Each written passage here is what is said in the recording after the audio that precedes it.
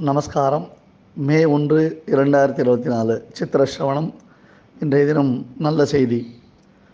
கடந்த பல நாட்களாக முடக்கப்பட்டிருந்த நம்முடைய முகநூல் பக்கம் சரண் சேவகர்களுடைய கடினமான முயற்சியினாலே மீண்டும் இன்றைய நன்னாளில் மீட்டெடுக்கப்பட்டுள்ளது என்பதை மகிழ்ச்சியுடன் தெரிவித்துக் கொள்கிறோம்.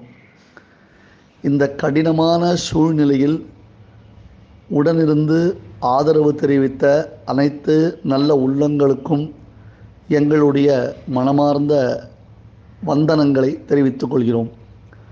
பகவத் பாகவத ஆச்சாரிய அனுகிரகத்தினாலே இனி நம்முடைய முகநூல் பக்கம் தொடர்ந்து செயல்படும்.